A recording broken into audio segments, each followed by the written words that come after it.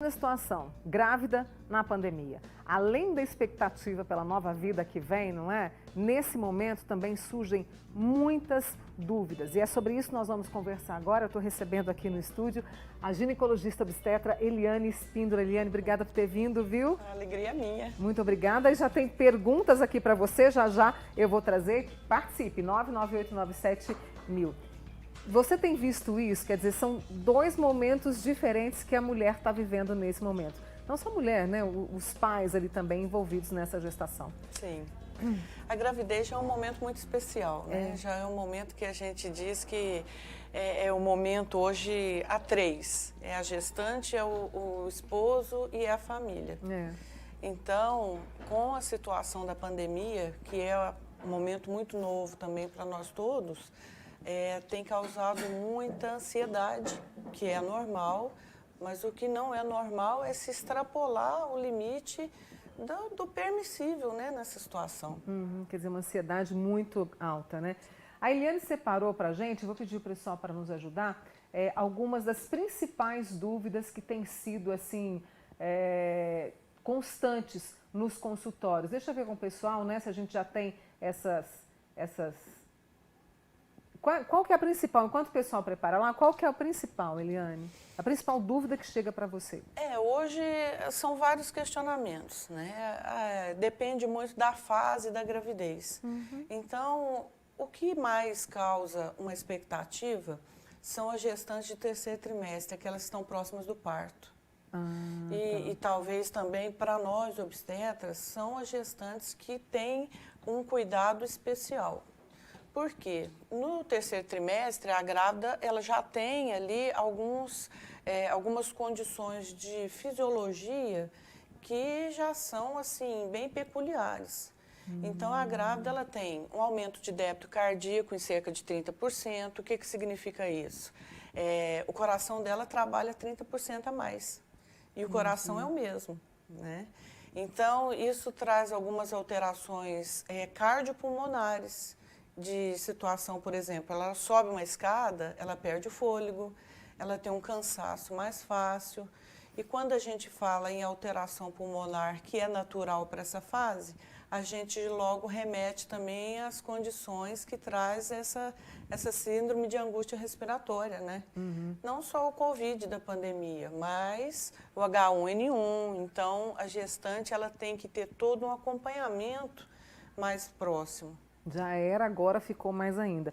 Por falar nessa questão da falta de ar, olha, tem uma amiga nossa, Marcilene do Jardim Europa, já está grávida e tem falta de ar. Nem quero pensar se eu pegar esse vírus, né?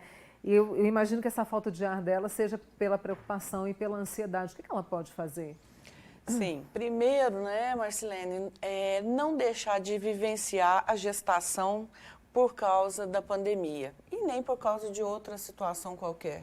Então, as grávidas que estão acompanhando o pré-natal, que fazem todos esses cuidados, que estão muito bem divulgados hoje em dia, esse mês de julho é um mês bem intenso nos cuidados, né, pela própria situação toda,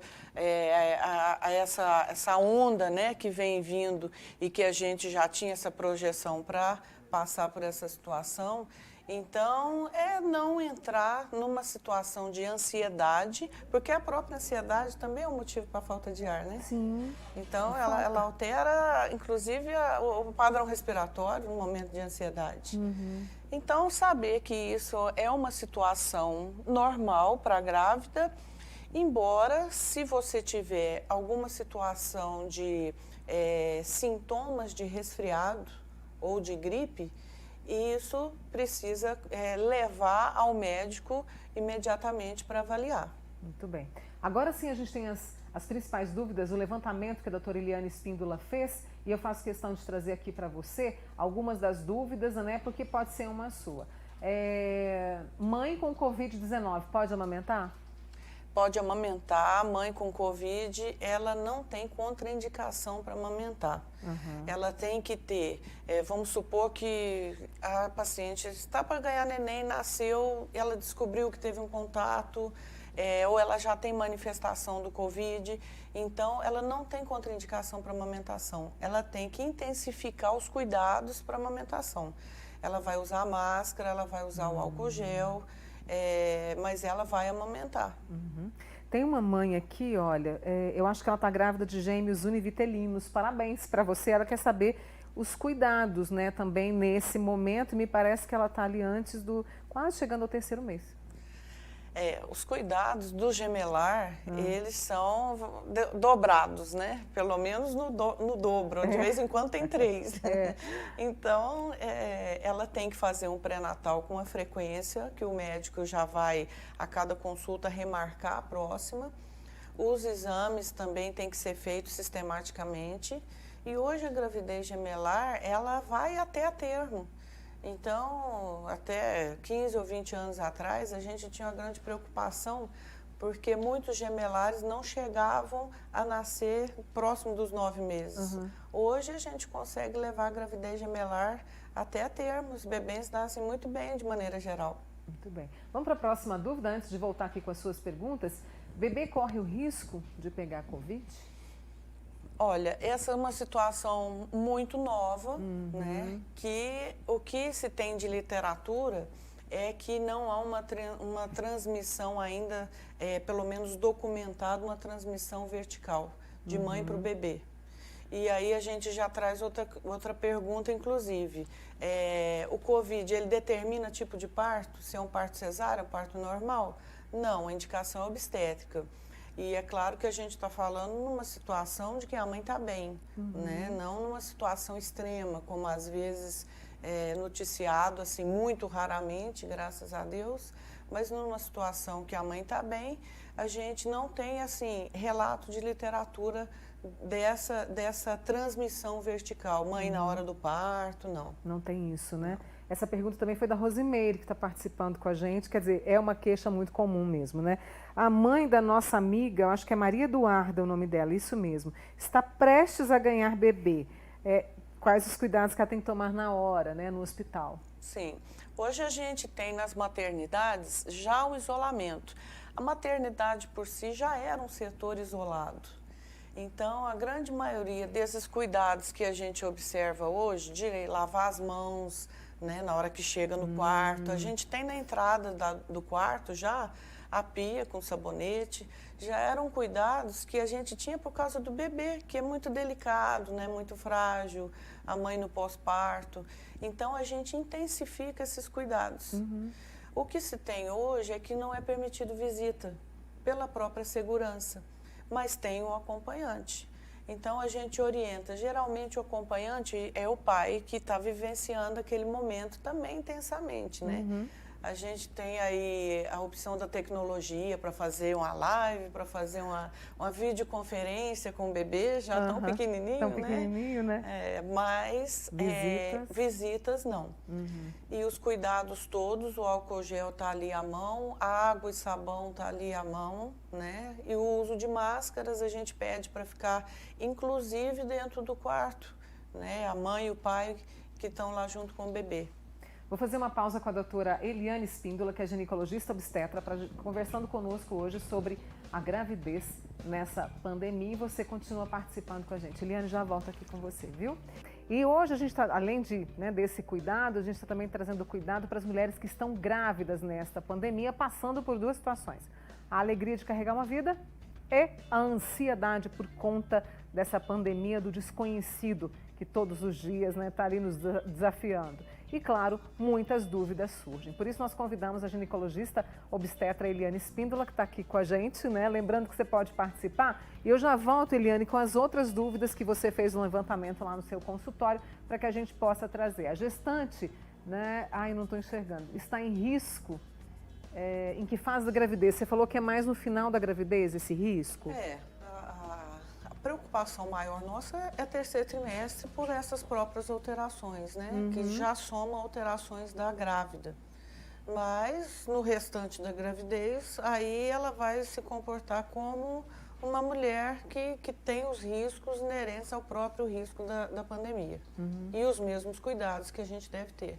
Além desses cuidados, né, que a gente traz muito essa questão da ansiedade, procurar outros caminhos, por exemplo, ouvir uma música, sei lá, trazer esses momentos de mais tranquilidade ao longo do dia, nesse momento da vida da mulher? É muito importante, o que a gente diz para fazer intensificar todos aqueles cuidados que a gente, no dia a dia, estimula a gestante, que é o hábito de vida saudável, né?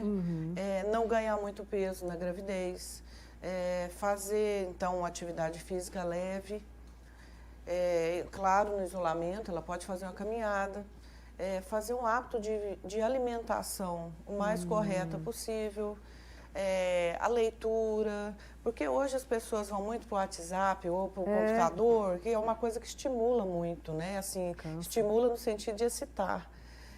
Procura um hábito de leitura, um hábito que vai te trazer tranquilidade, porque com isso a gente também está prevenindo a depressão pós-parto, que hoje é considerada não só pós-parto, é uma depressão periparto.